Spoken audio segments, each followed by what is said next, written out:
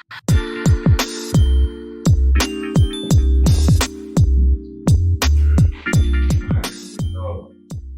practiced the intro. Yeah. I practiced the intro, right? Yeah. I ain't gonna do it. Why?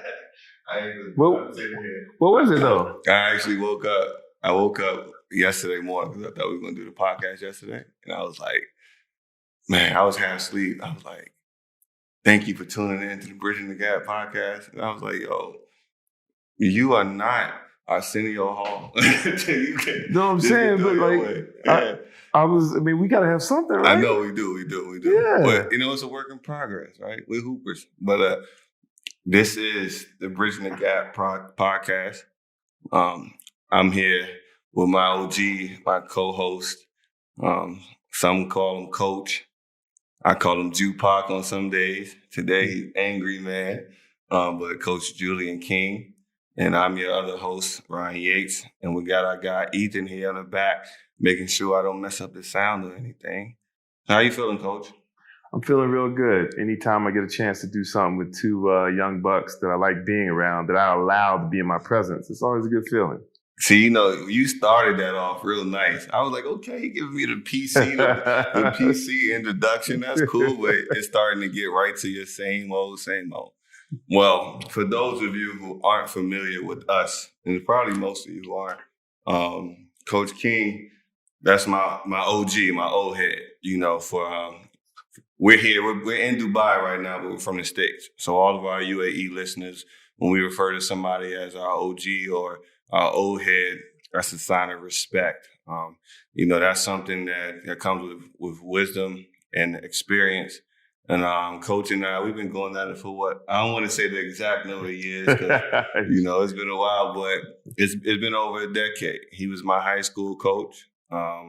He actually coached my younger brother in high school too. Shout out to Jameson.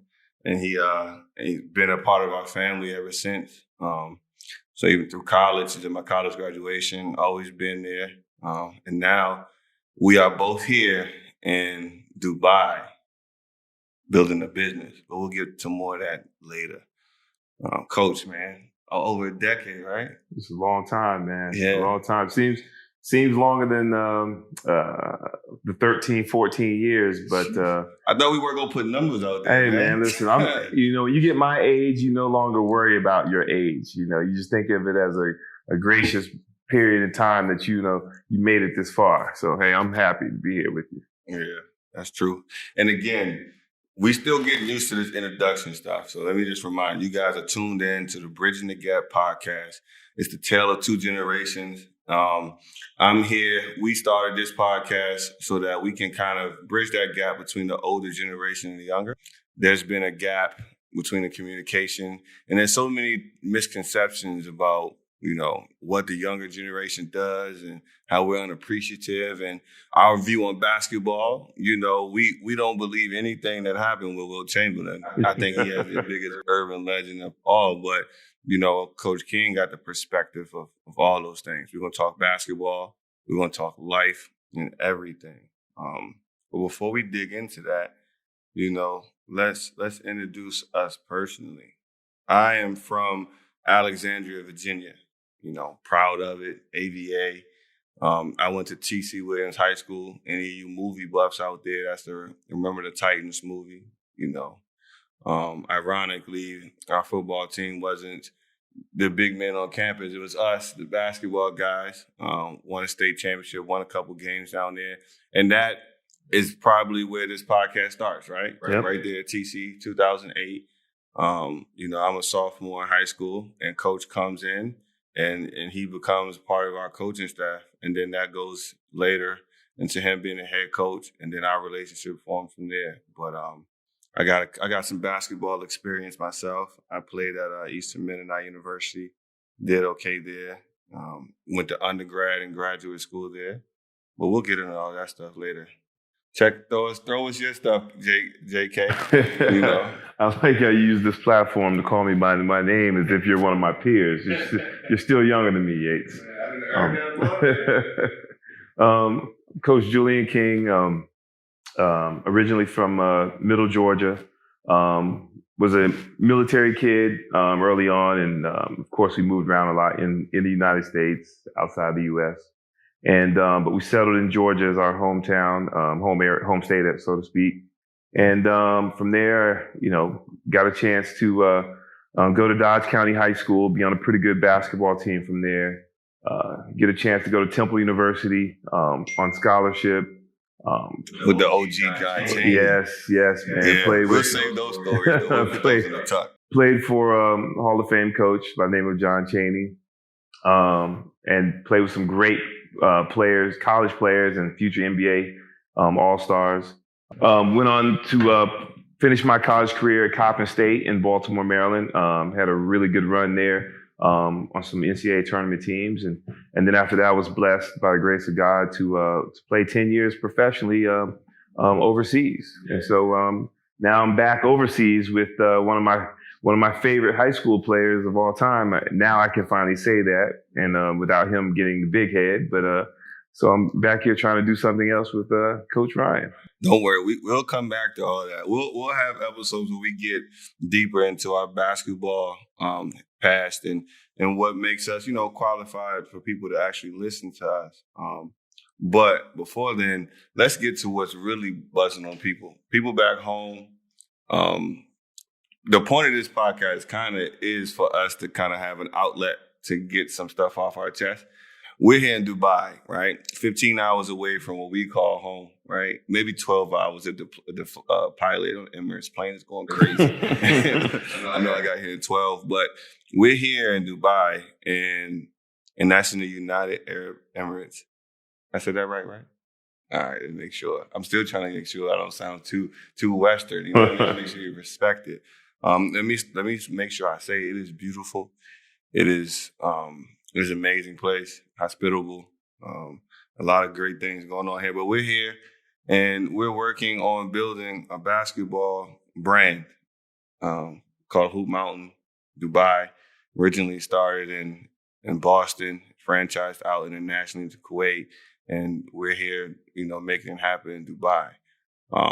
From that experience of building a business internationally and being 15 hours away from home to where we can't call anybody and kind of like vent to them like, man, this is crazy. Like, international business is different when you're used to free enterprise capitalism, right? So we're here to where we're kind of getting a chance to talk about everything that we talk about during the week with just each other and kind of share it on a podcast so our family can hear it at home. I know I've been telling everybody for the past year, we've been here officially a year. It was, I got here September 28th, 30th, and the business was officially started October 17th of last year. And you were here in August, a month before me. We've been here officially a year. It's been the craziest year for the entire world, but even crazier when you experience that overseas, right? So now we're here. You guys are going to hear all the arguments that we have about basketball, all the arguments we have about music. This is arguments, period, right? That you don't necessarily see when the older generation gets in with the young OGs. But we're going to get into that now.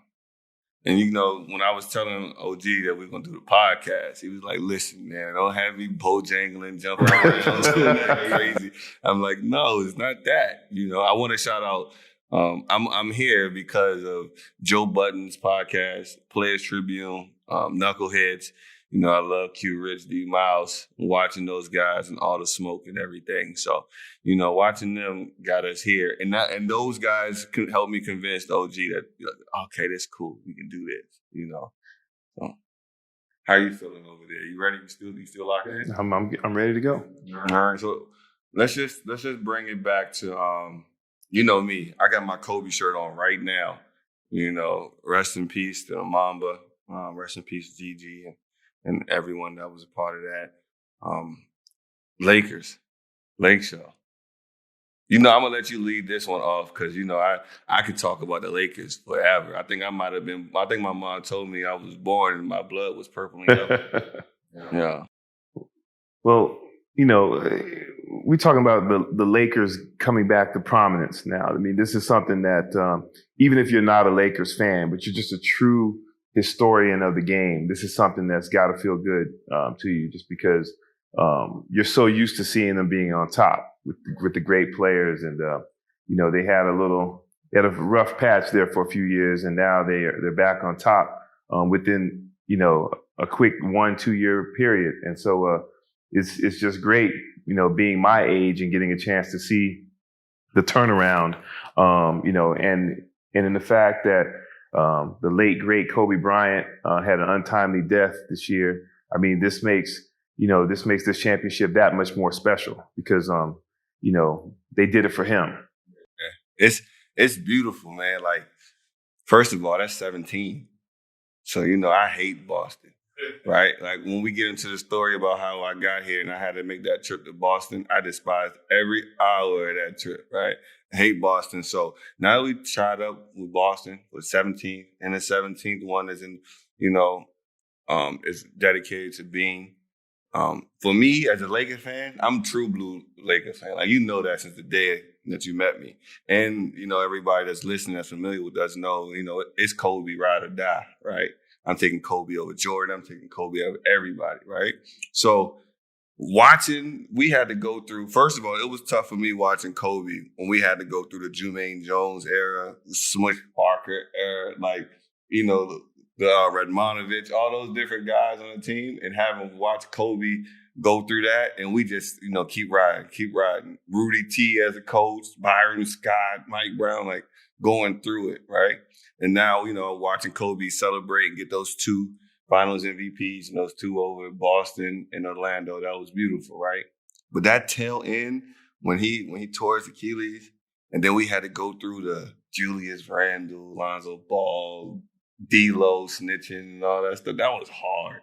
Magic Johnson and the debacle that was going on in the front office with the emails. And we all know, like, for some people, having Magic being a part of that front office, people thought like he was going to do work. But real ballers, real people who follow the game knew Magic makes too much money on the off season to be worried about the daily duties of being a GM, right?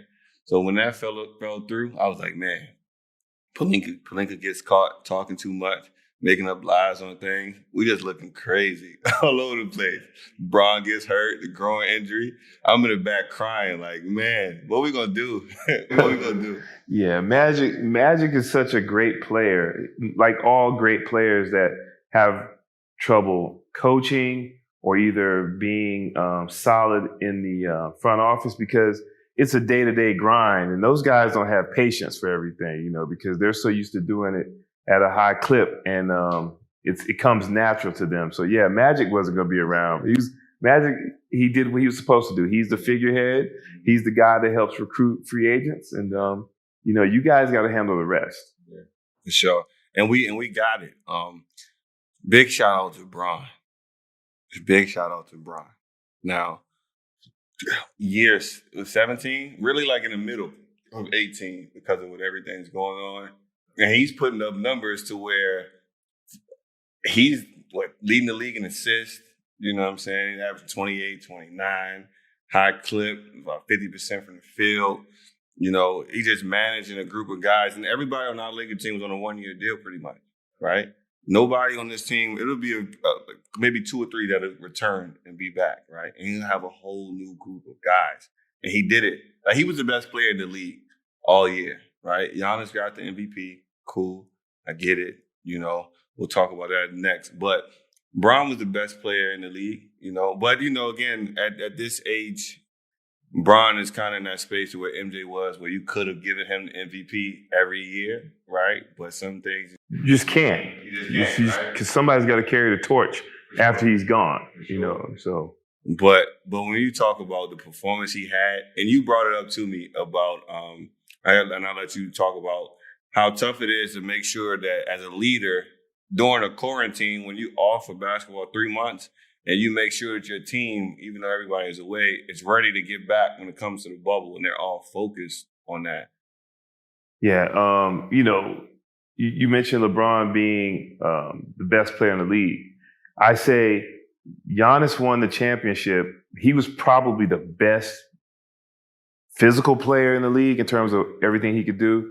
LeBron was the most valuable player. He's not showing great leadership with the Lakers. They're not winning the championship just because to the point you just brought up about keeping everybody focused and ready to go. I mean, you got guys who've been in the league, 10, 12 years already, and they've been stars in their own right. In order to get them to buy in, you got to be a special person, and you got to lead by example. And for them to probably go against, quarantine rules sometimes, but to do things together as a team to prepare for this moment, because they didn't know if they were going to have a season or not. So if they were going to start playing again, you got to make the most of it. And you mentioned the guys being on 1-year deals. This could be it. This could be, this could be your last chance at a ring. So you got to make the most of it. And to do what they did in terms of everybody just coming together, coaching staff, new players, to win it, and to win it convincingly too. Listen. I love social media. I send you Instagram stuff all the time. Just so everybody knows, I had to create an Instagram for Coach just so he can stay on. He one of those. He kind of like my mom. My mom may be one of the only old heads who don't have Facebook, and she refused to get it. She's like, I don't want nobody. She's smart. She's smart, man. That's Mom Dukes though. Shout out to Mom. So King was the same way. He might got Facebook and probably have one pic from like 2007 on there. And that's it, just so he can check in on people. So I told him, I was like, we got to get Instagram. Now he on it. He's sending me stuff all day. So I remember showing him, because shout out to KCP, because KCP did play well. But, ever since KCP played that one game as a Laker with the ankle monitor on his leg, I just didn't feel right. As a true blood Laker fan, I was like, man, this is what my team has come to. I'm talking about, I'm growing up with the Robert Horry, top of the key 3-pointer against the Kings, Derek Fisher, point 4 against the Spurs, Kobe being Kobe and Shaq era. And then I got to also watch a player come from a halfway house and go into the game with an ankle monitor and play. Like, it hurt me, right? But no, I see what you about to do. But look what you're doing. Look at you assassinate this man's character because he had an ankle monitor on. But you young guys always talk about keeping it real. He's keeping it real. So everybody knows what his situation is. He don't care. Yeah, the ankle monitor's above the NBA socks. I'm hooping. What? I'm in the league. So you know what I'm saying? At least he ain't hiding it from me. And we find out 10 years later that he was under house arrest. No, he kept it real. Y'all should give him respect for that. Man, get out of here. Get out of here. So did y'all call it keeping it real too when in that original NBA before David Stern got there, when the OGs used to be cranking a brewer at halftime? Is that keeping it real? Well, those were things in terms that would be affecting the youth. You're supposed to be some sort of role model when you put that uniform on. But we're talking about KCP going through the legal system, rendering judgment, and he's dealing with it. Yeah. So he let him play, man. No, listen, you're just mad because he did it with your team. He's a champion now, and he played well. I give him love now. He's a champ, right? But what I'll say is, looking at that roster, right? Shout out to AD, shout out to Bron for leading the way. Shout out to Rondo as well. Rondo, and for me, watching the beginning. Wow, it's back to my social media point from the beginning was watching everything, because we struggled in the bubble at the beginning, right? We struggled. And for me, that's one thing that's always been a little bit of annoying about LeBron for me as a Kobe fan, was that I know when he's just taking stuff off, right? When he's taking games off. I just know, because LeBron, he's just so methodical about everything, right? He's just like, it's okay right now. I can turn back on. I can get everybody back into this space here, but I'm chilling. So for those first 8 games when we're struggling, not hitting shots, and, things change, everybody, you hear those whispers because Dame is on fire. Dame is cooking. Some people are saying, I don't know, they get Rockets in the second round, they're going to be in trouble. And the Dame gave us a little scare there. And the whole beginning of that playoff thing is, I don't know if the Lakers going to make it past the Blazers.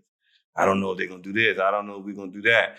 And then, you got Denver doing what they do, come back down 3-1 twice. They're like, man, they too gritty. But what happens? We sweep through all of them. We beat the Miami Heat. And shout out to Jimmy Butler and those guys there. They did exactly what they were supposed to do. This was an audition year, right? This is to let every superstar that's available. Miami is a place to be. We're just one piece away, right? They did that, right? But now we win. right? And everyone wants to denounce the path that we had, right? They want to take it away. Say it wasn't that tough. It wasn't that hard.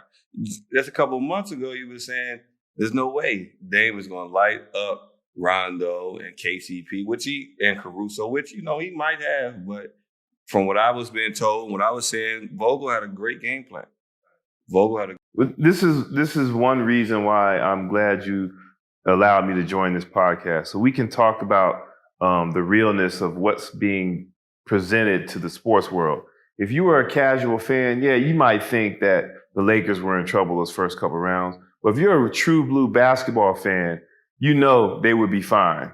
Just too much size, too much athleticism, too much skill, too much experience, and they got AD. There's no answer for him in the league whatsoever. And then even LeBron in year 17, there's still almost no answer for him. The only answer for him probably is healing up in Brooklyn right now.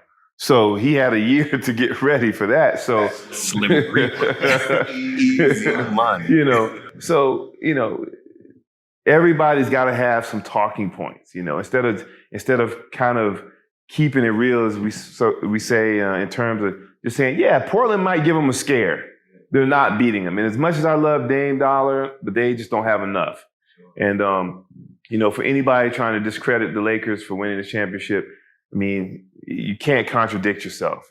It's one week it is difficult. Next week they were supposed to win. So they did what they were supposed to do. They took care of business. Yeah. So looking at that Laker roster, right? Because, I'm looking at everything. I told you the other day, I think Bron got five more seasons in him, right? 5 to 6 more seasons, right? And I'm talking about 5 to 6 more seasons at a high clip, average, leading the league in assists and still giving me 25 points. If he was a better free throw shooter, if he was a more consistent free throw shooter, I think Bron could easily average 28 and 10 for the rest of his career, 10 assists, right? I think so. And that's just because of his control with the ball, how smart he is, but he don't shoot free throws that well. But the reason why I say that 25 and 10, that he should be able to average that the next 5 years and still be at a high clip is because of that man. That man. The brow. Now, we've all said, I've had some people send me some stuff about AD and KG and Tim Duncan and that type of comparison. I will say that I won't put him in that conversation just yet. Not because of talent-wise, but, you just like to give people their time to build up to that because KG and Tim Duncan, respectively, held it down for years, right? But AD has 3-4 more tiers to jump to, right? Like, he's special. Guarding 1 through 5. 1 through 5. And I'm not talking that old age 1 through 5 to where your guard can't really dribble off the bounce that much. They kind of restrict it. But he 1 through 5. He step out there on Dame. He's on an island. 1 through 5 effectively scoring at every tier. 3 ball, off the dribble in the mid-range, mid-post, low post, pick and roll, run to the rim. You know what I'm saying? Move quick. He can get it off the board and take it down if you want him to. He probably should have won Defensive Player of the Year too, right? Because even though the Greek won it, right? He won it, right?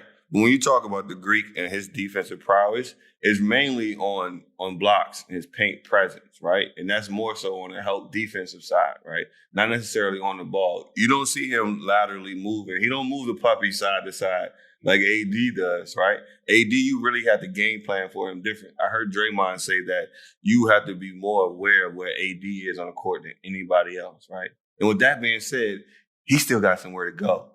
So if AD is taking in that challenge, what I think he is, and jumps into a MVP caliber guy to where he gets into the conversation of only of Kate. Right now, I only put 2 people in the best in the world conversation, and that's KD and Bron.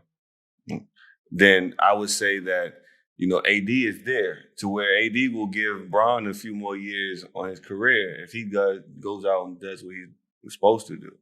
I think this championship run could propel him into a level that no one even thought he's capable of doing. I mean, he's something we haven't seen before anyway. And he could be even that much better because, what you just talked about in terms of his defensive prowess. I mean, he's not only wiping it off the glass, he's guarding you off the bounce, pick and roll. And in this era of point guards, this is probably the most depth that the NBA's had at the point guard position in terms of guys who can not only distribute the ball but also score the ball. So any night he's out there and they're running switches. It's a tough night, but he makes it seem like it's easy. So that's kind of scary because he's a guy that he's been labeled as a little injury prone, been labeled as a little soft sometimes, but. You definitely called him. Yeah, I've said that a few times. Yeah, just because, when you see greatness in somebody one time, you expect it all the time. And that's not a knock against him. That's a compliment. And so I think he's going to be up to the challenge from now on. And, with LeBron being there, knowing that the roles got to change from AD being B and now going to A and LeBron going from A to B, I think he's going to make sure that AD stays on top of his game. That's true. All right. So you're Rob Pelinka, right? Let's say you got I think the only person that's coming back, well, let's just say the only two people coming back for sure are Bron and AD, right? I think we got repeat in our path. I think that's for sure. But who do you bring around? Who do you keep from this mob? And then what type of players do you bring in? Talk to me. Talk to me. You gotta try to get CP. Talk to me. I know CP3 takes a lot of heat, but man, he's one of the best to ever do it, and this man deserves a shot at the championship. Best ever, right? What Chuck say? Best leader in the game. Yeah. We need CP3. All right, so right there we got CP3, we got Bron, we got AD, right? Who else we bringing in? Oh, before we talk about let's make it a little simpler by saying who do we keep off the bat? Yeah, what do you got? Because I think you got to keep a couple of those young guys because I know who you know. First of all, shout out to Quinn Cook. Yeah, Quinn, you got to keep him. That's the hometown. He used to play Virginia Pride back in the day. Some of you may not know that's a little gem, but he used to play Virginia Pride. He was on a younger age group. I was on the older. Quinn was always that nice, always a dog. So I definitely want to see him win. So we got to keep Quinn. Let's keep QC. You got to keep him. He's a guy. He's improved his game each year. He's even when he's not playing, he's one of the most vocal guys on the team. He's always positive, and he just deserves a shot to remain with them. I love Caruso. I love his versatility. You love Caruso, man. Y'all got the same hair. I got a little more hair than Caruso. That's fact. He's one of the only white guys I know that hoops and got a headband on it. So he's taking it back to the old ABA days. But what are we gonna do about KCP? Now he earned the right to stay, and I know you're sitting here, you're going back to the ankle monitor situation, but he proved his worth. All right, let me say this. I appreciate KCP because I appreciate resilience, right? He fought. And I remember earlier in the year, Lakers fans was like signing petitions and stuff to get him out. So I respect the game. Sometimes as a fan, you just get to the place where you just fed up. Like, yo, what are you doing, right? But he fought. What I think KCP did was he a champ now. So on the market, you need a champ that's 3-and-D. 3 ball, play good defense. So when he goes and gets shopped around elsewhere, Rich Paul will get him a nice bag somewhere. Like, I think it may be tough, but I think he at that point to where like Trevor Ariza was, because Trevor Ariza is one of my favorite Lakers ever, right? Him, Lamar Odom, Shannon Brown, those type of guys. So I think he's at that point to where he got a ring now. So let's go get paid, right? And there's some people out there that play. The Wizards always pay. Shout out to my guy BG at home. He's a lifelong Wizards fan. I've been telling him for years, go ahead and jump off the bandwagon, get somewhere else. It's okay. We got room elsewhere. Don't do this to yourself. He's there. But the Wizards will take him, bring KCP in. They don't have a wing. They don't have an extra guard on the side to give Bill and Wall a little break. Well, since you're throwing out shout-outs to people back home who are Wizards fans, let me throw out somebody who's a Wizards fan at the beginning of each season and then toward the middle of the season, they want to jump off the bandwagon, but then the next year they back on. Kimbrough Kelly, Coppin State alumni. The Wizards will definitely pay KCP that bad, and then you'll be upset in 3 months. So KCP gone, okay. right? KCP gone. You like to keep Dwight Howard, but you mentioned this the other day that someone's probably going to give him a bag, and he's at the end. He's a champion now, so he's got to go get it. Oh, you said Dwight got 13 kids? Yeah, he's got a lot.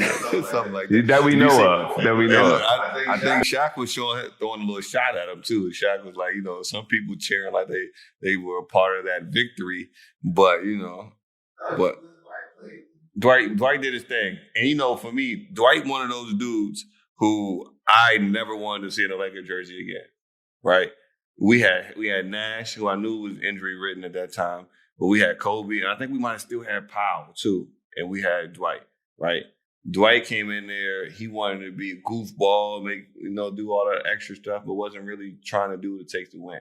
But he bounced back, so I give him that respect. And it's tough as a basketball player to have to change your role in the middle of your career. And I'm talking about as a guy who was just, a big piece in some smaller programs, but as an NBA All-Star MVP candidate and Hall of Famer, to have to become a role player, not play for an entire series, and do that, I give you respect, man. You got your ring. To his defense, when he first came to LA, you're coming from, even though you were successful in Orlando, you were the big fish in a small pond. You come to LA, you gotta fit in with Kobe in an organization that's used to winning. They're used to excellence, and so he was too immature at that time. You remember he's coming straight out of high school and things like that. So now he's at the tail end of his career.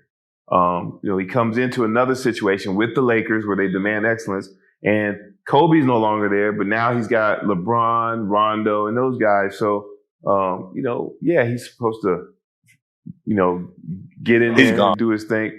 He's going to get his money. So that means he's gone, right? So do we keep JaVale? If Dwight is gone, you got to keep JaVale. All right. You know who I think we bring in?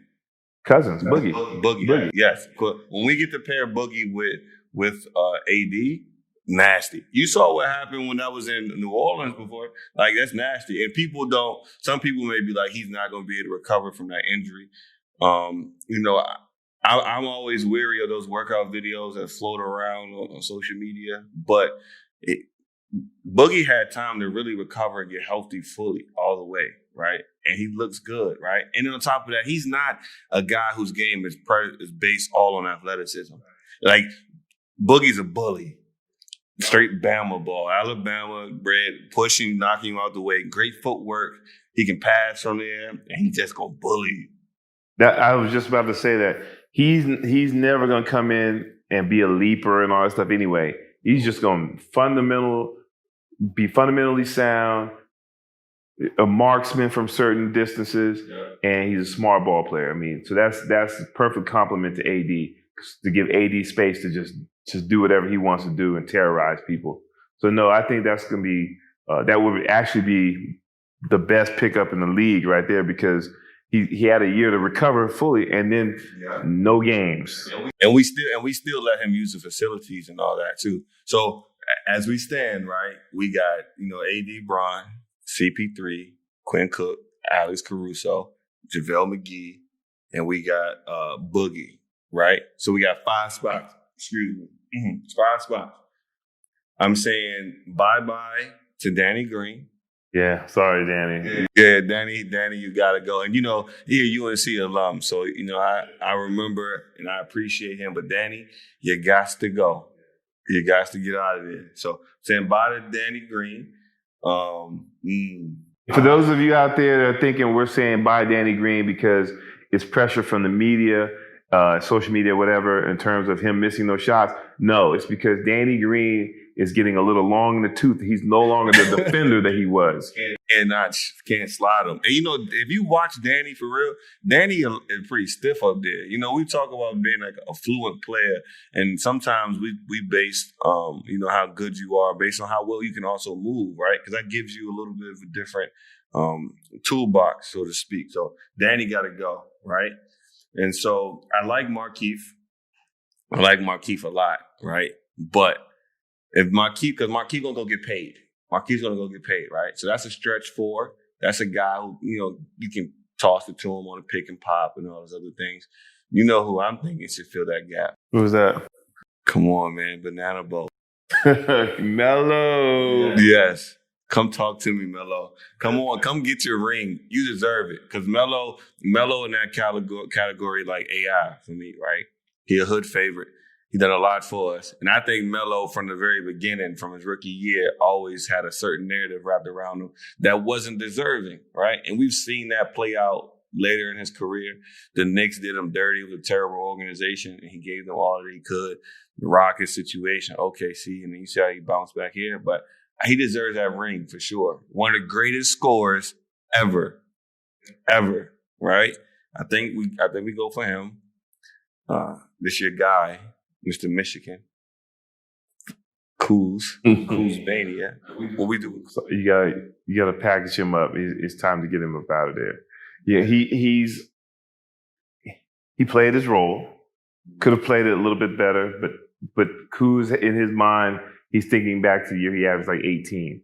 So he needs to go somewhere because he's still young to see if he can really carry a team as he thinks he can. So I think being with the older mob for another year and trying to make championship run and having to sacrifice so much, I don't think that's something that fits into his scheme of things. Let's be honest, though. Can Kuz really be that? Because let me tell you the truth, right? And I think Hoopers will understand this when I say this, but I don't like the way he moves.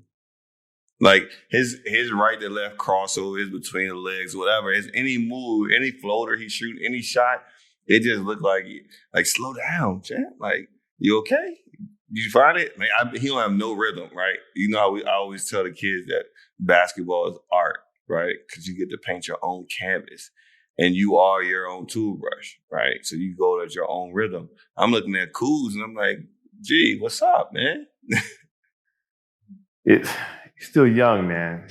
Yo, no, he's not, man. Stop that young stuff. Kuz like, what, 26, 25? I'm talking about years in the league, though.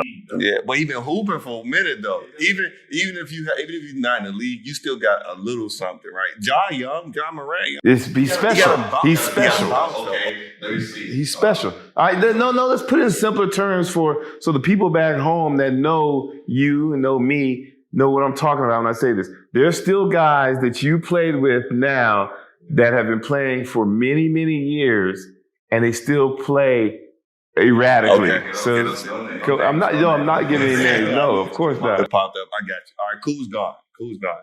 Philly cheese. Got to keep Waiters. Keep them. Instant offense. My man said he TP. Total package. Yes, we keep them there. So I think we just need to bring in. I don't think Rondo's going to come back. I think Rondo's going to go get her bag somewhere or try to do some things somewhere else. I hope he stays. But if not, we need to bring in – if we bring CP3 in, we just need to bring in another shooter. Joe Harris is on the market. We got – Bogdan from Sacramento is on the market. He might be expensive, but we got that the three-point shootout guy from Washington, Bridgin, I believe. He's on the market. You know, you want to come, Gallinari is on the market. Like, there's some guys out there we can go ahead and get that with. Justin Holiday is a nice little wing out of there, so I think we get that. I'm calling it now, back to back, repeat. We're getting it. It's Lake Show. So, what about the NBA though, King? What do you think? How do you think the NBA evolves? Like, what's the next step? We've watched the game change, but, inevitably it has to change again, right? It's going to be a new face, hopefully. It's going to be something new, but where does that new change? What always helps the NBA when it's having a little lull is when there's an opportunity for some young stars to get together in a smaller market. If you think back to the Jordan years, there was always a threat sometimes from some of the smaller teams, but they had great talent. Like, you think about that Charlotte Hornets organization. They had Mourning. They had Grandmama. Muggsy. They had Del Curry was on the team. And was Wesley on that team? David Wesley? I can't remember. But no, maybe not. But they had the Heat were just starting then. With Ronnie Cycli, Steve Smith, and those guys. So you got to have some of the smaller markets ownership do the right thing. Pay the money and do what's necessary to get some of the better younger players together so they can compete with the larger markets, because we got the Lakers back on top. The Celtics are in the mix. Yeah. We see the Heat is there. Even the Clippers, are coming out, and so it's got to be some of the smaller markets to spread the wealth in terms of the popularity around the NBA. Who do you see though? So I know there are a couple. Instantly, I think New Orleans, Memphis, right, and Phoenix for me, right. So what do you think? Who do you think is that those smaller market teams to look? Well, those three for sure, and then we got to put Denver in there. Yeah. Denver is right there. They're one piece away from making a move. I can't lie to you about Denver though. I don't like the way they treat Melo.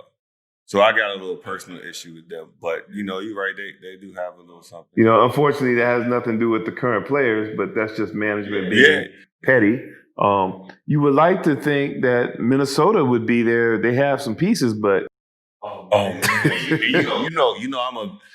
although he was immature and did some wild things, I'm a big D-Lo fan. I like the way D-Lo boogie. A big guard.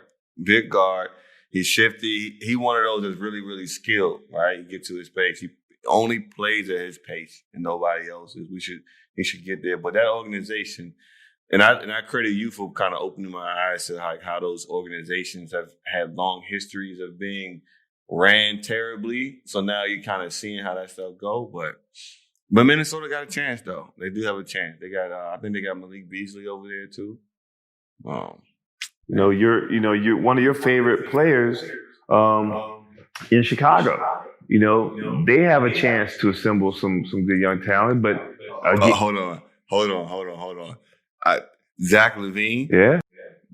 I just want to hear you say on the podcast what you said about Zach LaVine, because I said Zach LaVine, and this is something that me and my guys always talked about, how coming out of college when he came out same year as Wiggins. Just looking at the two, I don't know what the scouts are doing or what they think sometimes, but just looking at the two, just the way the toolbox is set up, Wiggins and it wasn't even close. Like Wiggins is nowhere near the type of player as dynamic as LaVine is, right? And I think we see that right now because LaVine putting up numbers, athleticism crazy, and he has a long way to go. I think he's on that verge of being in that third tier of all-star talent. And potentially superstar. I've never, all the talks we've had about him, I've never knocked him. I just gave you my opinion on him in terms of him taking that next step and being one of the league's superstars. That's all. But can you talk about the way somebody moves? We were talking about this early in the year, and it was old school versus new school. Hold on. And yes, we'll get to that. We'll get to that. But let's get how does the NBA evolve? Because we're gonna get to that. So you said in the small markets, right? What I think too is the coaching and then the coaching and the front office, the way things are managed, right? I was watching Earl Watson and Gilbert talk about, how things have to change because a lot of the coaches aren't former players, right? I'm not saying that they always have to be, but it's different when you're teaching somebody from a perspective that you are familiar with. Right? The little ins and outs of being a player, understanding momentum, understanding how to see angles different. Because, as a player, you see the game in between the lines, not from the sidelines, right? It's a different feel of time management. It's a different way. It's not black and white like a lot of coaches make it, right? And from grassroots level to high school up, a lot of coaches put the shackles on us, right? They limit us to different ways, right? So I think in the NBA, you still see that. Like, that new hire with Stan Van Gundy in New Orleans, I don't like it, right? Some new and old you can mix together, like Monty Williams and Phoenix and things like that. But I think Stan Van Gundy is a black and white type of guy, right? So that limits Brandon Ingram. That limits Lonzo Ball and all those other guys. I think what takes basketball to the next level in the NBA is when more of those qualified players who can go in the front office and do what James Jones does, and going to sidelines like Ty Lue, what Doc Rivers did, and make that change there, because that's a whole different way of talking basketball, right? Like, I remember playing for you in just high school, right? I remember one game my junior year, and we're playing, and EJ we're in the battle for Player of the Year in the region, right? And we're playing at South County, and you got to go for 40 tonight. I think he had like 26 at that time when you told him that. And you was like, no, you're going to stay in because you got to get this 40 piece right here, right? You putting him in there, you letting him go and get his things done. And it's kind of like pushing him to another space to where it's like all coaches don't recognize that. They don't recognize how important those type of moments are to players. And then when they lock in on that, it's like, okay, now I can even trust him even more because he also understands both sides of what I got to do personally as a player so that I can stay engaged and stay competitive. And then I can trust him on the back end. So I want to see their coaching and their front office thing change up a little bit, right? Well, that's a part of the smaller markets, being relevant. Yeah. Like not looking at it as just the bottom line of revenue for the business, but also building expanding the game. We talked about this the other day. Coaches. Yep, coaches. Coming into the league, we need some new blood. Sometimes we've been recycling guys over. If you've coached 2 or 3 different teams and you didn't get a chance to finish the contract all the way through, I mean, it's probably time for someone else to get a chance at that. And too often we do recycle the same coaches and get the same results. And we hope that the second or third time around for these coaches, they bring in some younger coaches on their staff that can relate to the players a little bit better. Yeah, well, in terms of Indiana, what was the big question? Is Victor Oladipo going to stay or is he going to go?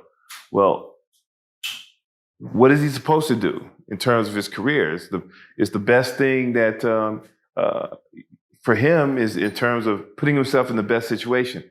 I thought Nate McMillan did a great job this year. And there was talk, a couple times here and there that, he might be coach of the year candidate, and then all of a sudden, they get rid of him and then bring somebody new in. And I'm thinking like, what is that showing your star players on the team? That's crazy too. Nate's been one of the best coaches in the league for a long time. Coach McMillan led the Portland Trailblazers to some great playoff runs. He had a solid team there. He's making things. Victor Oladipo was done, right? You making a playoff team out there. You got Malcolm Brogdon got a couple injuries. Like, Sabonis was done. He's making it work with those guys. It's interesting to see that, though, because there's always a shorter leash on, African-American black coaches, right? So, you've seen those things with Dwayne Casey, Lionel Hollins, Mark Jackson. Those things, it's a little disappointing. And all of those guys are former players, ironically, right? Those are guys who played and, were clearly great options as coaches. Now, I have no idea how to even say the name of this Pacers coach. But as you say, the Pacers are an organization that strikes you as a team that's willing to do what it takes to win a ring, right? They just want to stay afloat. I think it's bad because Indiana is one of those. What's this guy's name? Bajork Green? Man, I butchered that. Yeah, I'm Coach. Yeah, Coach. What's up, Coach? But Indiana is a great basketball state, right? Like, that's one of those, the Hoosiers, which I think I appreciate the movie for its, nostalgia, but Hoosiers was trash. Hoosiers as a movie was weak, for real. But we'll have a movie debate a little later. But Hoosiers was trash. But Indiana deserves better as far as that NBA team. Indiana University, of course, still gives them some bump. But they deserve better from there. Like, the last time they've been really pushing I give PG his shout out, him and Frank Vogel. Shout out to Frank Vogel. NBA coach, NBA champ, 2020 Lake Show. But since then, but other than the Reggie Miller years, you really don't hear anything from them trying to win, and they should, because that would do more for basketball as well. Right. Yeah. It's definitely a hotbed for high school basketball, college basketball in terms of the fans, and they get behind their Pacers when they're playing hard and attempting to win. But since the end days of Larry Bird being a part of the organization, they just haven't been the same, and it shows. Man, I'll tell you this: Larry Bird being on the sideline used to be crazy to see.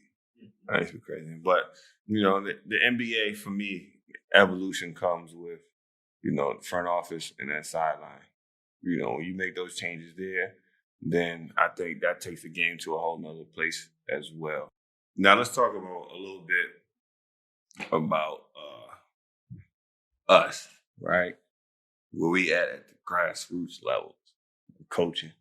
I tell you all the time, I did not want to be here, right? I said I didn't plan on coaching, doing no mentoring, and none of that until, well, not necessarily mentoring, because I think I did that as well in college. Because even in grad school, I was student athlete, academic advisor, assistant, and I had all the tough kids, right?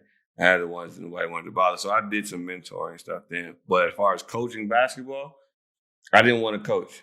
I was like, I'm not going to coach basketball until I have kids 40 years from now, right?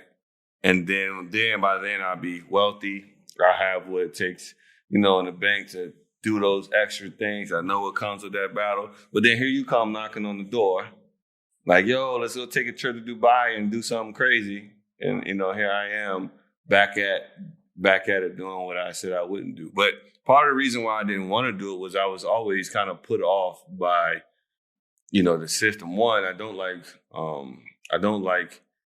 rules, right? I remember talking to my uncle, shout out to Uncle Ro, who's working with the NBA Academy in Africa. I remember him telling me coming out of grad school, I was like, maybe I want to coach. So I said, maybe I want to coach in college, or maybe I want to go play overseas.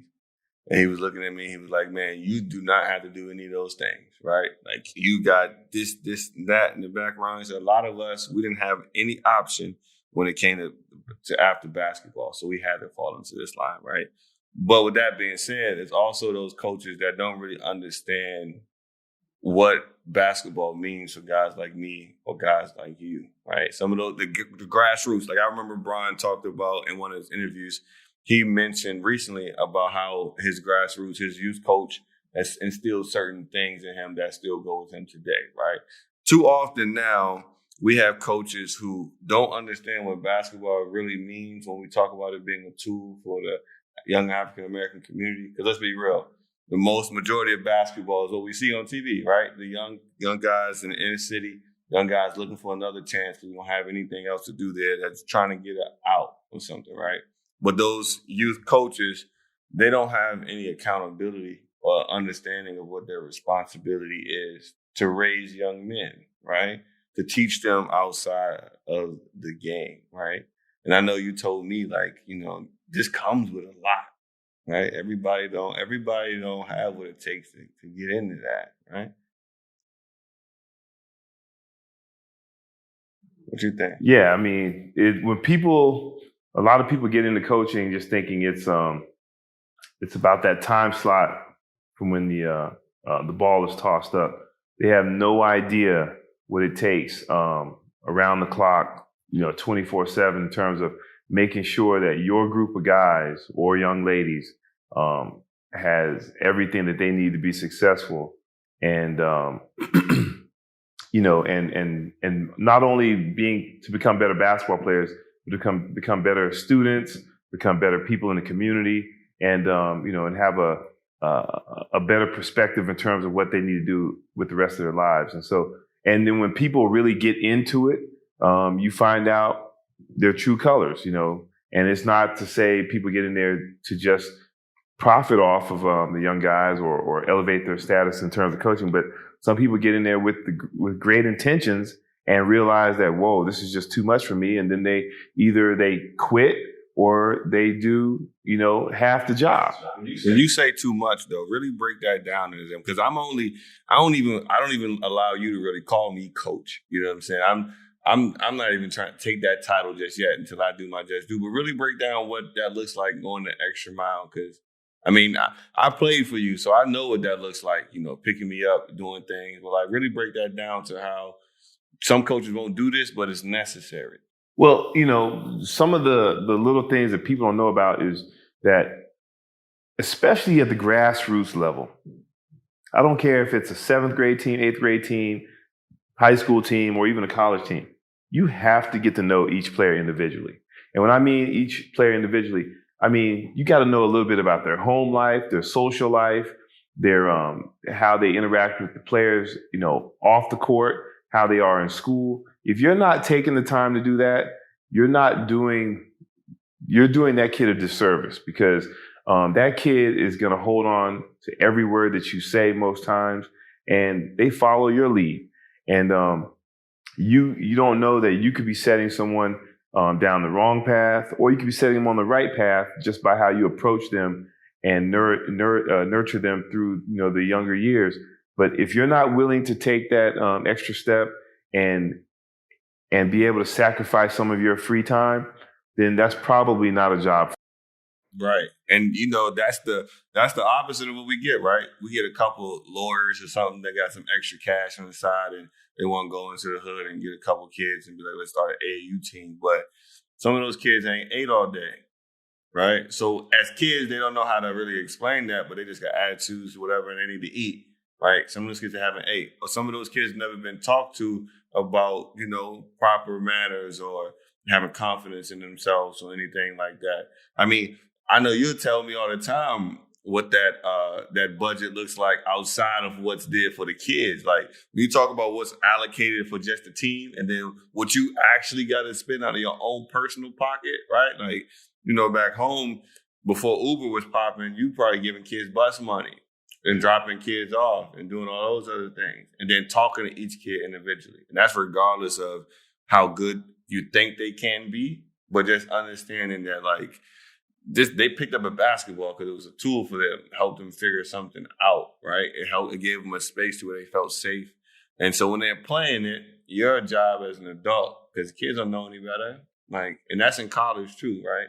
A lot of these college coaches, they use and abuse, and that's at every level, right? Like, they see us, we get in there for years, they're out, but they haven't helped us figure out how we're going to manage the world outside of basketball, not understanding, like, some kids, they go to school, but their home life is crazy. Some parents in and out of jail, some parents don't have this, some parents don't have that, but they don't care about any of that. You just better show up. Like, I say this, as a player, right? I got to work out in the off season. I got to monitor my diet. I got to add a certain amount of things to my game, make sure I'm getting here. I got to make sure that I'm a pillar in the community, right? I got to make sure I'm listening here. I got to make sure my grades are on top. I got to do all these things just to be considered for some positions or some stuff. But what does a coach have to do at the grassroots level for us to make sure that they're capable of handling those things, right? Do we know coaches have what it takes? Do they have the proper training to deal with kids who don't learn the same way, right? You remember in 2008 when we were playing at TC, like, we had talking about kids that learn different, right? Some of us, you could say a basketball play one time and we remember every position, right? Some of us, you had to put, like, in a coloring book, right? Some of us, and you had to do that in college too, because some people are visual learners, but some coaches are just sitting there yelling, going off the wall, and it's like, we're all different. But do any coaches ever get held accountable for that? Like how do we change that from an OG's perspective? It's to incorporate more coaches into the grassroots level that are more qualified, as you say, or guys that are willing to learn to become more qualified. Because when we all start coaching, none of us, you don't have experience until you actually get a chance to do it. But you have to be open-minded and have a strong work ethic in terms of doing whatever it takes to become a better coach. And we all know, especially with today's athlete, and depending on what environment they're coming from, you have to be able to deal with different people and personalities. But the number one thing I would say, and this is from experience, is that you have to have support from the community. You have to have support from the school system, because that's where a lot of coaches have the most pressure, and that's when they begin to neglect the kids. And it's not on purpose. It's just something that happens because when you're dealing with the stress from the other adults, you sometimes take away from the people who need your attention the most. And if people stop worrying about wins and losses so much, or about how you're doing certain things compared to other coaches, then you can allow that coach to grow with his team, and do the right thing and do what's best for those kids. And at the end result is going to be success if you get a chance to, nurture those kids the right way. But a lot of, you think about myself, I'm not saying I was a good coach. I just know I was really good at attempting to help the kids. Nah, yo, you got to give yourself more credit. I just have to be honest. Listen. This man, so in Virginia, when I was still in school, we had 3 classes: single A, double A, and triple A, right? Triple A, that's what Allen Iverson comes out of. That's what, Grant Hill comes out of, Val Brown's, like high level basketball, right? And, Troy Williams, Dorian Finney-Smith, those are the guys you were playing against, right? And I think you took a team to the Final Four. You took a team to the Final Four, right? The state finals, Final Four. And no one on that team averaged over 9 points. And I'm talking about historically, right? Every team that gets to the Final Four in VA, you got Troy Daniels, those type of guys, they putting up numbers. You got at least one D1 guy, and you got somebody that's putting up 20 points a game, right? And you're a good coach. You're a great coach. Great staff, too. Great coach, man. You talking about 9 points and you get to the Final Four. Give yourself that just due, man. I'm giving you your flowers now, OG.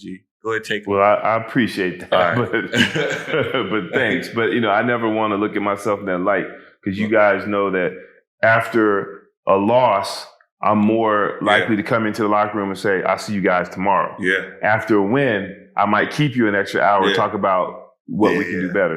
But that's perfect right there. An example of talking about you giving extra stuff, right? And I think what hurts is first, there's a saying that the man of wisdom and experience, a man of experience is always more willing to share his wisdom, right? So if you've been through these things, you've ran through this fire, so this is what we're going up against. I've seen this. I've had to, pump gas on the same day of my basketball games in high school. I know it is a struggle, so I'm gonna teach you through this. Now, the business of basketball is what changes things, right? We get so frustrated all the time with watching kids get fooled, parents get fooled by what they think is good basketball training or good basketball program, and not understanding that, one, wherever you go, they shouldn't be telling you that, you're going to be the best basketball player ever or whatever. It's just about learning the lessons through the game, right? Learning how to struggle with something first, and then you see yourself stick with it and get better at it, and then you build up on those puzzle pieces, right? But the business of basketball changed that. People making millions of dollars of basketball all over the place, right? So, that changes. But still, you have a responsibility. And you have a responsibility. You do. I mean, you have, of course, you have a responsibility to your players and the program, but but on the grassroots level, you're in there because most times you do want to help, and you're not getting paid. If you are getting paid, it's really nothing. It's something that you would probably give back to the kids. But when it becomes too much of a burden dealing with the politics of basketball, and it takes away from your health, takes away from your family, then that's when you start to say, it's time for me to make a decision. And it's a tough decision, because if you get into it with the right intentions, your number one focus is, what can I do to help this group of young men and women become better people, better players, better students? But the number one thing, if you can't do that and manage your personal life, your home life, and your professional life, then you have to make a decision. And that's where a lot of people stop coaching or they don't get into coaching. With you guys, you probably got the sense that I'm a real basketball guy. For sure. Whatever, it doesn't matter. Grassroots level, high school, college, whatever. I just love basketball, being around the guys. But it got to a point where I just had enough. And I said, you know what? I will do private training and I'll do coaching at my leisure. So that way I control, the situation. Yeah. And before we came to Dubai, I hadn't done anything for like 3 or 4 years for that reason, because my personal life became more important to me. Yeah. Well, I know we talked about this before. I think my generation is coming, right? I see a lot of guys that, in my circle and out of my circle that are taking that time to step out there and make sure that they're that hand, they're the bridge, and they're the bridge in that gap, and they're making that, a point of emphasis for them to make sure that they out there, they're leading, they're showing, and it's good to do that young too, right? Because you're right, and I think this is a general statement. Like people always say that it's important, to separate business from your personal life. You can't do that. Like, what I'm saying? You walk into work, you walk home, you're the same person, you're the same body, right? You got to learn how to manage those things. So everybody you always talk to me about this with as much work as we do out here, which is crazy for just the two of us. You always talk about how it's important to find that personal time, right? Like some people get the idea that they got to work. But in order for you to be your best, and when you're working in a position where you're helping people, you got to give people energy.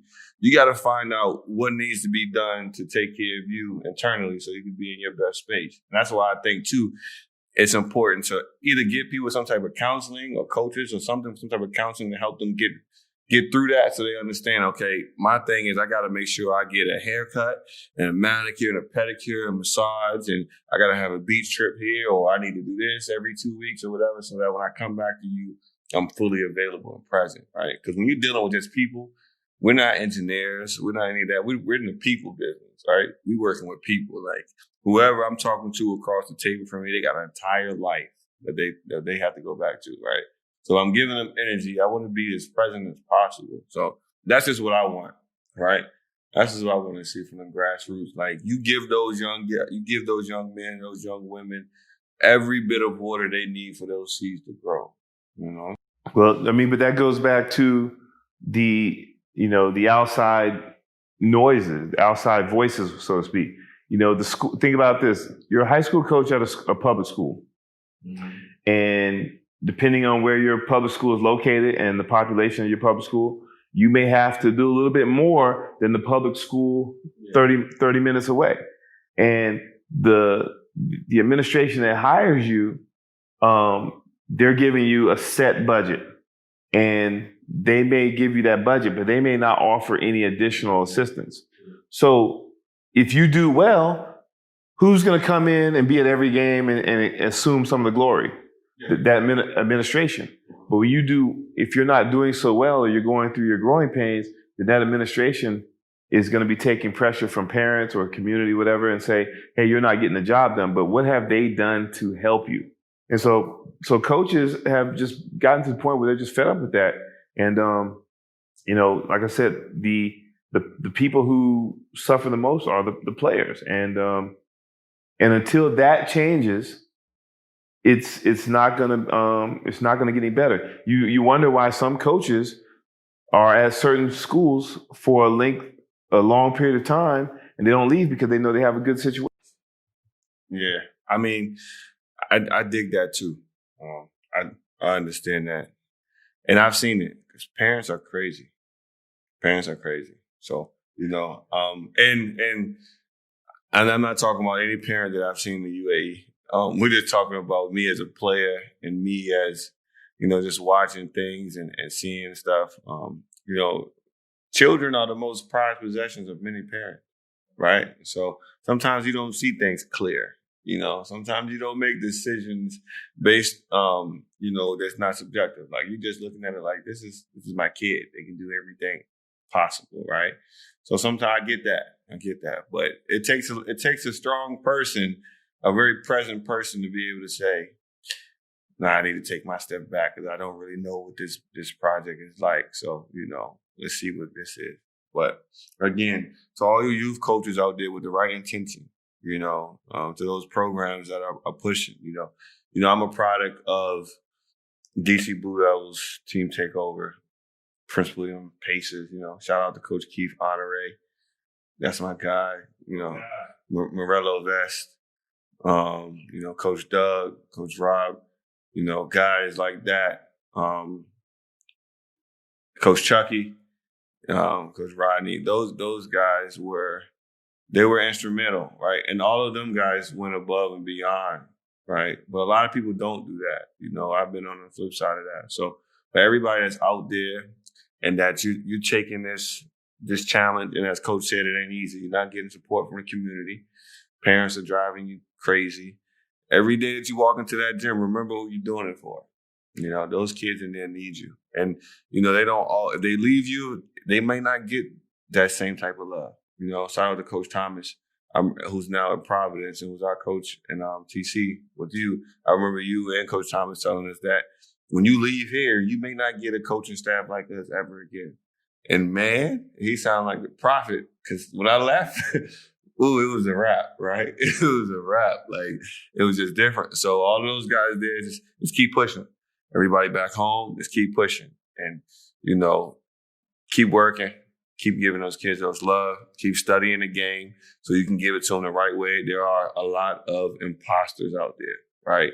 But when you see real, you don't take to the fake no more, right? So keep going. It will get acknowledged. The marathon continues, right? But that's the art, right? That's basketball at its purest form, right? Basketball at its purest form is in a hot gym in summertime, no AC, play shirt versus skins. You know what I'm saying? That's basketball. That's the love. But when we talk about the business, we talk about the money, it's a little different, right? So let's talk about what's more important, the art of the game or the art of any craft or the money. Like, how do you make that balance? Because let's say right now, right, Greek. First of all, let me make sure I say that, Giannis Antetokounmpo is from Nigeria. He is African. Make sure you people understand that too. That's African blood as well, right? But the Greek freak, right? I saw the contract. I think it was Paul Pierce and a few people talking on ESPN. They said that the Greek's max deal, if he stays in Milwaukee, is $220 million. 220, right? M's, right? Now we talk about if he leaves and goes to a different program, it's 140, different organizations, 140 million, right? We had this talking and conversation. I said, you leaving 80 million on the table? Like, I know I got 80 million on the table, right? Like 80 of them, Woo-hoo. This is when it gets conflicting, right? Because you got to make decisions, right? Based on, what's here in front of me right now, what's guaranteed, and then what could be, right? And when you're just talking about the art of the game, and Giannis is in that place to where he wants a seat at a table that's different. Giannis wants to be in a conversation with some of the best players to ever play the game. That's not about money. That's about art, right? Because Joe Johnson got one of the biggest bags ever, right? He got paid, but he not in the conversations with the MJs, Kobe's, Kareem's, Wilts, and Bron. Giannis wants to be in that conversation. So, that means you got to have those chips, all right? So when do you choose the art over the money? Or is that ever a smart decision? It's a tough decision, but, if you've already made $100+ million and you need to concern yourself with, I want more. If you need to concern yourself with making that extra 80 million when you're going to end up making $200+ million from salary and then another $100 million from endorsements, and you're trying to be mentioned with the greats such as MJ, Kobe, Wilt, Kareem, and those guys. I mean, the decision is easy. It's easy. You got to go somewhere where you have a chance to win. Jupac. Come on, Jupac. Let me know. You talk, and I know you saying that because Giannis is not the first Antetokounmpo brother with a ring. You know, shout out to the Lake Show. Shout out to Baby Freak. We got that ring, the first one in the house with the W. But 80 of them, King. And we're talking about Giannis was a guy who they said ran from his apartment to the Western Union in Milwaukee to make sure that he got money sent back home, right? You talking about a guaranteed 220? A guarantee. I'm only going off on things he said in terms of how loyal he is and how much he wants to win and how competitive he is. He's loyal. Yeah, I'm just saying. So what? I mean, what's the option? The option is signing it and hoping that you guys contend, or hoping that somewhere down the road that if you don't get to where you want to go, they'll trade you somewhere nice. I mean, Bradley Beal's in that situation. Listen, you already heard how I feel about the Wizards. Bradley, we can make room for you in LA somehow. Some way, Bill. You can come get busy. But what I'm saying is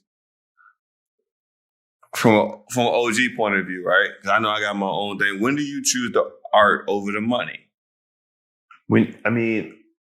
Again, it's when you are. If you can make that call to your accountant and there's certain things in place already and you're ahead of schedule. Like what things? Financially, in terms of your savings, retirement, things you have in place in terms of your lifestyle for the next 30, 40 years. You know, you gotta because there's a lot of people who have money that are unhappy. And people who have a lot of money coming in but are broke because they're not managing it well. Yeah. So, I mean, it just depends on it depends on what you've done up to this point. Mm-hmm. You know, if Giannis were a guy that lived a wild lifestyle and had, multiple families everywhere and things like that, then he may have to get that extra 80 million. Yeah. But it just depends on your personal situation. Yeah. That's true. I think watching it's sometimes easier to choose the art over the money, depending on the industry, right? Because sometimes let's take music for instance. You can choose the art over the money, and choosing yourself because you are the entity, you can end up on the back end getting more, right? But when it comes to this league, right, that extra 80 like this.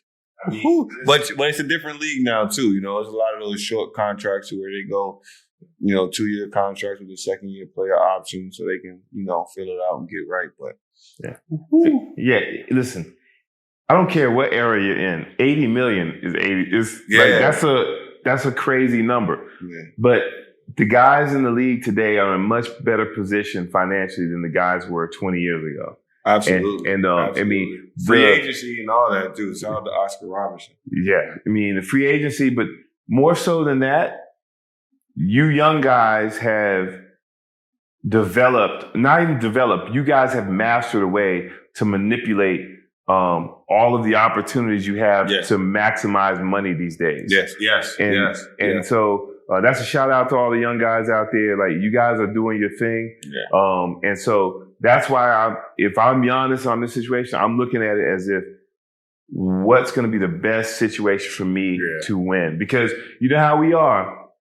He can be a great player for 10 years. Mm-hmm. We will crucify him towards the end if he doesn't win a championship. So, and let's talk about that, right? Because I think people get into those debates, right? And you listen to sports people talk about what it means to be a champion and all those different things, right? Now we talk about, let's go to Paul George, for example, right? And it's just for a little bit. We're not going to get into the Paul George, Scottie Pippen conversation just yet. But we talked about how typically in the media, they crucify people like LeBron for leaving Cleveland and going to Miami, KD for leaving OKC and going to the Warriors. So there's people leaving at any point and going somewhere else, right? But I think those people don't already understand what it means to be a champion.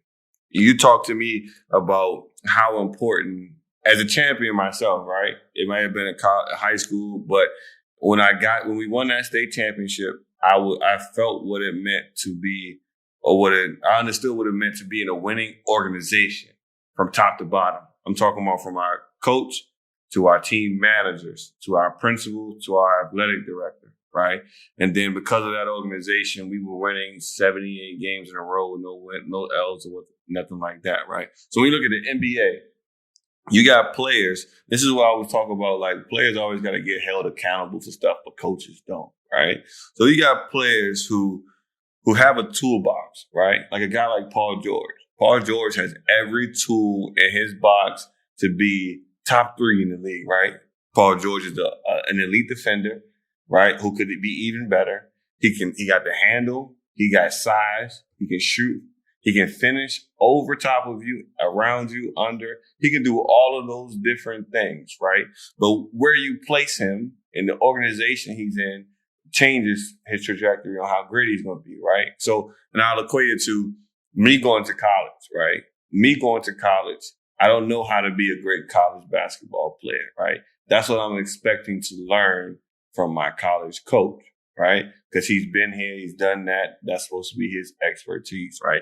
I get there and I'm learning, dang, I got to figure this out on my own, right? So you take a guy like LeBron, right? And any of those special players, they're going to get dropped off in an organization like that doesn't win much. LeBron goes to Cleveland. Cleveland's never won a championship before, right? They haven't been to the playoffs since MJ hit the shot. Who is that? Greg Elo. They haven't been in the playoffs since then, right? So they have no clue what it means to win, right? You just got a guy whose talent is bigger than the organization. So everybody's looking at him as like, he should be able to do more. When as basketball players, we're the artists. We just come in here. We're not worried about rules. We just love the way it feels to play basketball and get together. Everything on the back end, organizing, preparing and stuff, we expect to learn those different things, right? But if you don't get an organization that's going to teach you that, that's going to put you in a place where you got championship habits, to where you guys know, like, all right, I need to be doing this every day on this end. Everybody's held accountable. You know, the team manager is doing everything. Video equipment guys doing it. The scout is everything is right on time. Then how can you say that this guy is not any good? Because Chris Paul is one of the greatest ever, right? But he also had to play in a Clippers organization that's never going to be anything more than a JV team in LA, right? Just the way it is. He played in New Orleans and all those other different things. But most people who watch the game, they don't really understand that. Like, you talk about MJ, right? Chicago, right? What was that time like? Because their organization changed, but they never got back to where that was. That was let's just say, before social media, Jordan being larger than life, he's probably the most chronicled athlete ever before the event of social media. And let's just say Jerry Krause is no dummy. Yeah. You do something to upset Mike back then, you're at risk of losing the entire organization. So, that was a situation where let's keep adding pieces each year that are going to complement Mike, Pippen, and the third wheel. Mm-hmm. And they were able to keep it going. But, that kind of leads me into talking about one of the things you mentioned about why aren't coaches held accountable. And I want to make sure that everybody understands that I look at it sometimes from a player's perspective, a coach's perspective, and a fan's perspective. And as a coach, NBA coaches are held accountable, probably more so than any other sport, because in the NBA, there's been more coaches who have won Coach of the Year and been fired that year. True. The people in the NBA that need to be held more accountable are the general managers upstairs. Because if that coach doesn't perform up to a certain standard that the owner wants, then you hired him. Right. So if you're going to fire that coach, you should probably be leaving as well. Mm-hmm. But we've seen general managers stay with one or two, maybe even three coaches coming in and out the door, and they're not held accountable because we don't see them. True.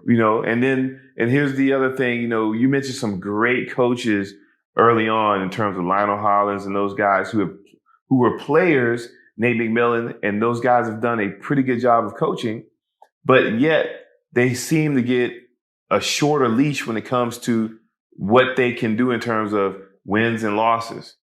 Well, part of those problems, and Mark Jackson not having a job right now is a travesty, is because those guys are former players, old school guys who understand what it means to be leaders, and everybody has their role to fill. If you're in the front office and you're the general manager, once you hire the coach, let that coach do his or her job when they're in practice, when they're in the game. Mm-hmm. That's their realm. Mm-hmm. But we have too many people in terms of analytics or social media pressure. Analytics is trash, by the way. or how can I say, ownership that may be a little too hands-on, interfering with what the coach has got to do. So you mentioned Paul George. Yes, he has all the tools in the world.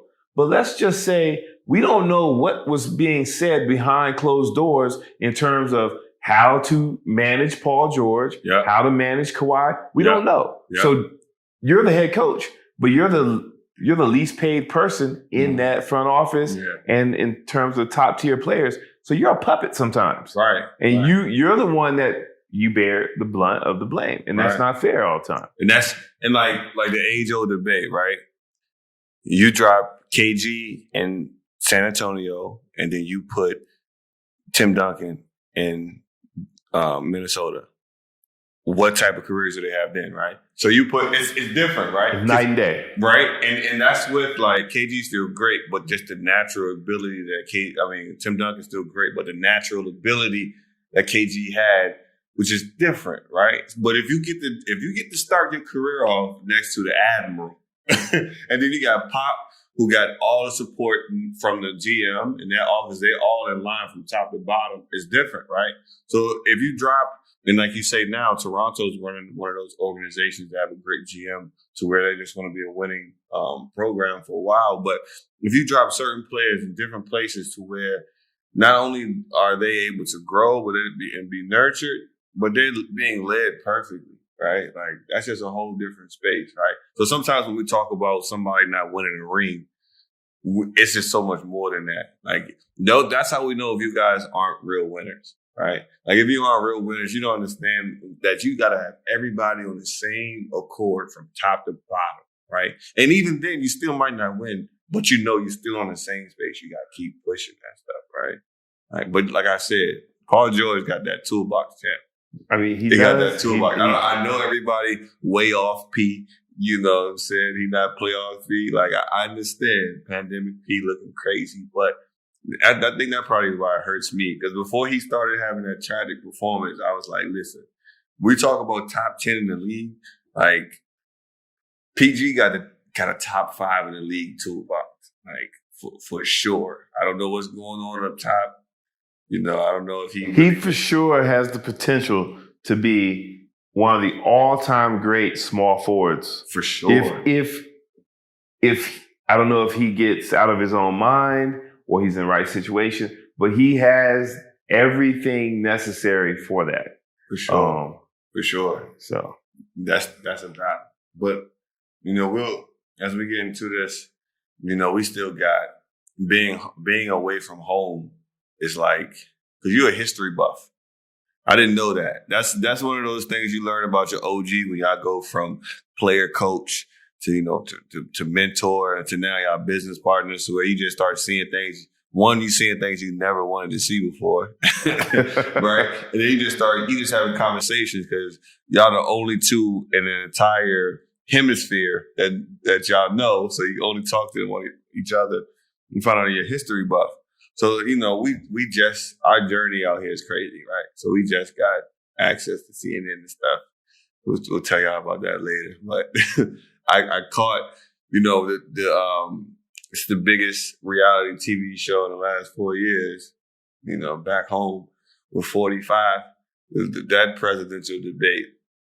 And it's just ironic to have it being the night before and catching it down to where, sometimes I can't even believe that I turn on the TV or I look on Apple News and I see 45 been in the headline as president. And like I want to make sure we encourage everybody to vote. I'm in Dubai, guys. I'm in Dubai. I haven't even been home at all. Like I've been a full year away from my mom, my bro, my new niece, Peyton.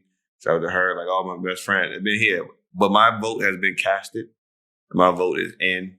My vote is being counted. Now, voting isn't the solution to all of our problems. It's not. That is for sure, right? There's always more to be done, But please go out there and make sure you cast your vote and make those things happen. I know, OG, you feel strongly about this. It is not the only thing necessary in terms of changing our current situation, but it is a necessity. It is the foundation of all of the change that will occur in a positive manner, because too many people before you fought so hard to get the opportunity to vote. So how dare any of us, myself included, waste that opportunity to voice our opinion? Yes. And then there are some who are radical to an extent, pro-Black and everything else, who say, our ancestors fought for us to vote just for us to still be in the same position. We're not in the same position. Not at all. I've learned that we stand on the shoulders of our elders. We stand on the shoulders of our ancestors. We would not be able to be talking this freely without them at all. There would be no opportunity for us to voice our opinions on things. And of course, Jim Crow and a lot of those things are only 60 years out. We're that generation now that's supposed to be taking charge and taking lead to what's going to change forever going forward, right? So don't get into the smoke screen of, voting is not important. My vote does not count. Everything counts now, and we need to do these things now. And the job is not done after that. So please vote. Also, want to send out, and before I do this, I want to make sure people understand that I know that, just acknowledging something or saying something doesn't make anything any easier for people. But, hopefully saying something will allow somebody to go do some research, somebody to go do something, it may spark a mind to do something. But our brothers and sisters in Nigeria are fighting for their lives. It's basic human rights. If you look under the hashtag #IndSARS, you'll see kind of the struggles that Nigerians are going through just to have freedom from their government, and what their military task force are doing to them. Just go, take out your own time, look it up, retweet, repost, do whatever you can. Understand that the fight for human rights is for everybody.